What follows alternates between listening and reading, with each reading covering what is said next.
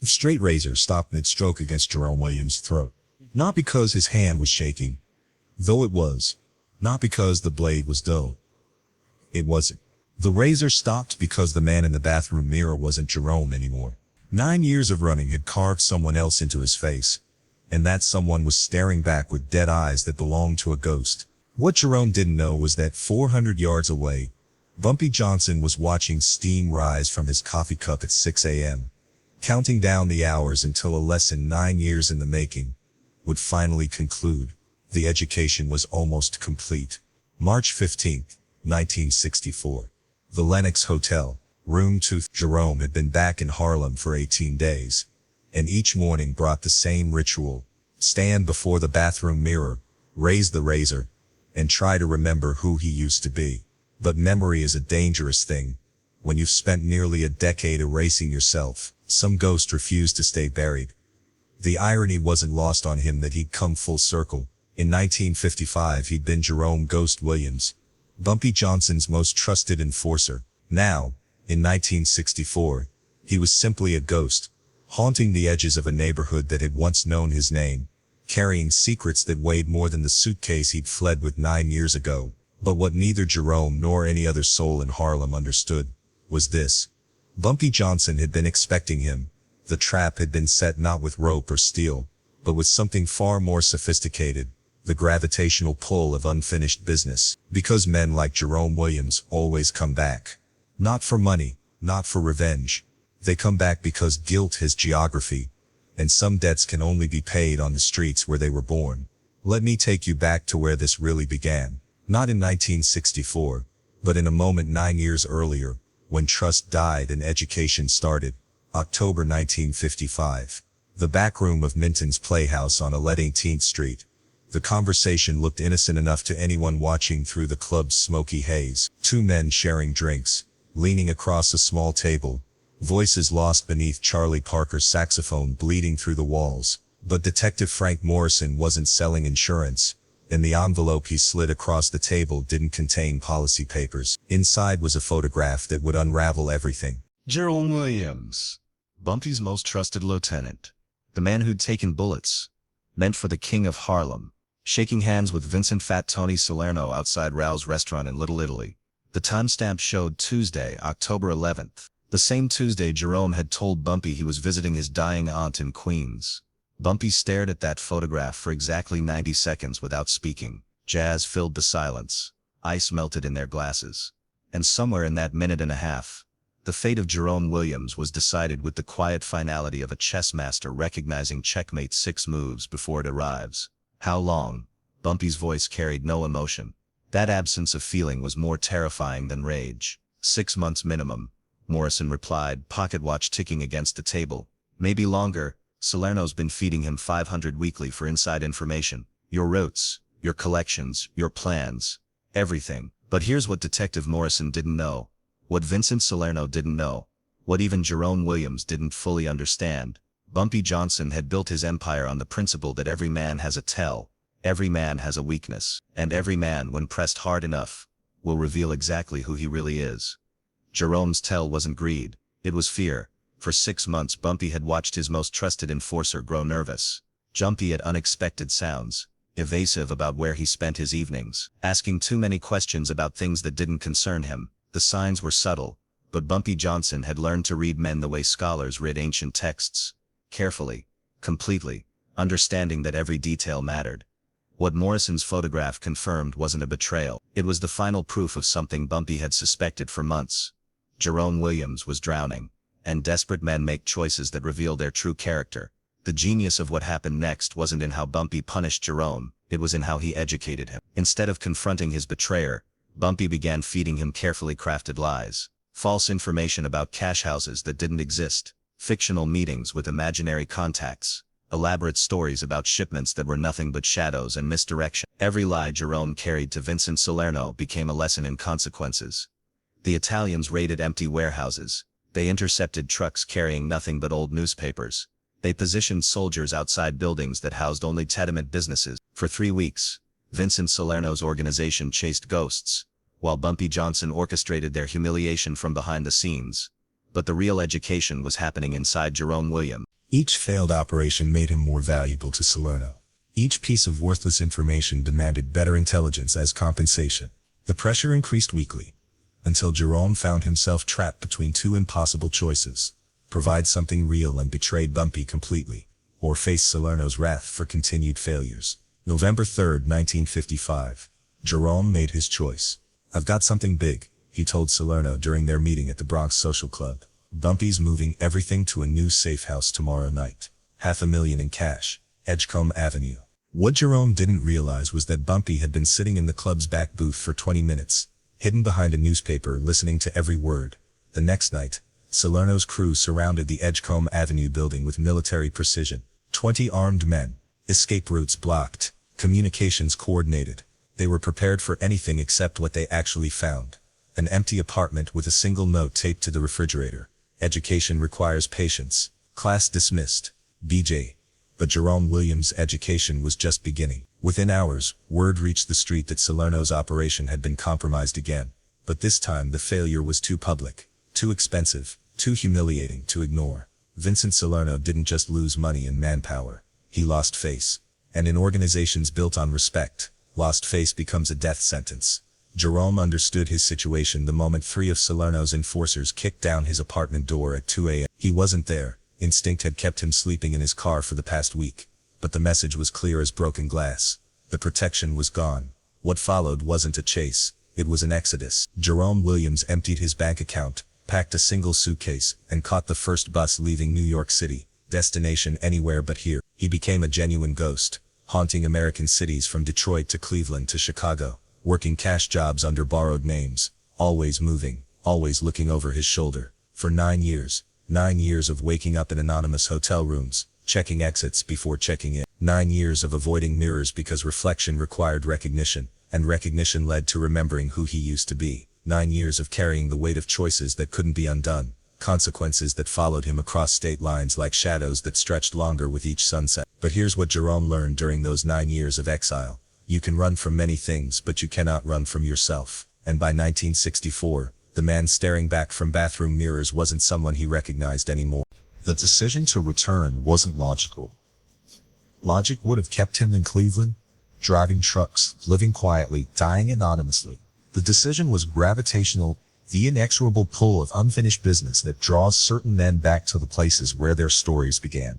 March 1, 1964. Jerome Williams returned to Harlem. What he found was a neighborhood transformed. New faces running old numbers, different names controlling familiar territories. The landscape of power had shifted, but the architecture of respect remained unchanged. And at the center of it all, like a fixed star around which everything else orbited, was Bumpy Johnson, older now, gray threading through hair that had once been pure black, lines carved by 9 additional years of carrying Harlem's weight. But still unmistakably the man who had built an empire on understanding that true power comes not from violence but from the careful cultivation of consequences. Jerome rented room 237 at the Lenox Hotel under the name James Washington. He paid 2 weeks in advance with cash that felt heavy in his hands, money earned loading trucks in Ohio while the man he used to be slowly died from neglect. For the first week, he barely left the room. He ordered food from downstairs, kept the curtains drawn, and tried to summon the courage to venture onto streets that had once known his name. The bathroom mirror became his confessor, the place where he practiced conversations he might never have, explanations for choices that couldn't be explained. But Harlem has eyes in every window, ears in every doorway. Within 48 hours of Jerome's return, 3 different people had mentioned a sighting to contacts who mentioned it to friends who whispered it to associates who eventually carried the information to Illinois. Gordon, Bumpy's oldest and most trusted advisor. "Ghost Williams is back," Illinois told Bumpy over breakfast at the Red Rooster on 26th Street. Bumpy set down his coffee cup with deliberate precision. "Where?" "Lenox Hotel, room 237. Registered under James Washington. But it's him." Bumpy nodded slowly as if confirming something he'd expected rather than learning something new. Because perhaps he had been expecting it. Perhaps men like Bumpy Johnson understand that every story demands its conclusion. Every lesson requires its final exam. How long has he been back? 3 days. And he hasn't approached anyone? Hasn't tried to make contact? Nothing. just staying in his room, ordering room service, avoiding the streets. Bumpy stood and walked to the restaurant's window, looking out at Harlem's morning bustle. Vendors setting up fruit stands, children walking to school, the ordinary machinery of neighborhood life grinding forward, unaware that history was preparing to complete a circle 9 years in the making. He's waiting, Bumpy said quietly. For what? Permission to come home. But what Illinois didn't understand, what Jerome couldn't have known, was that Bumpy Johnson had been preparing for this moment for 9 years. Not planning revenge. Revenge was for men who thought small. Bumpy had been preparing something far more sophisticated. The completion of Jerome's education. The psychological campaign began subtly.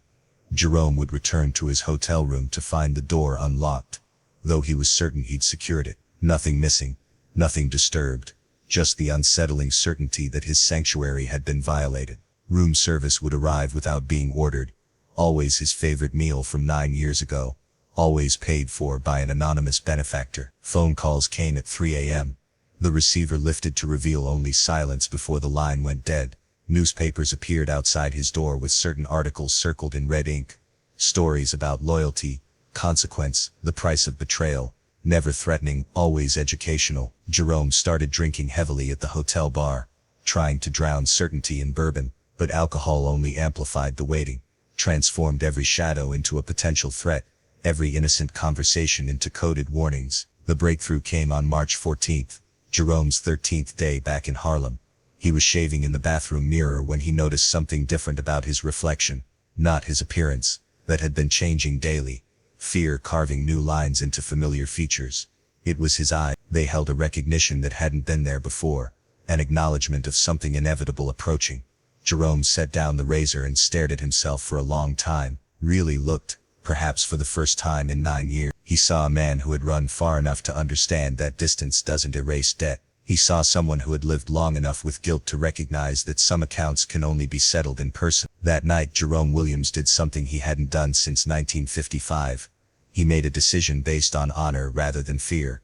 He wrote a letter, short, simple, carrying the weight of 9 years' worth of understanding. Mr. Johnson, I know you know I'm here. I know you've been waiting. I'm ready for whatever education you think I need.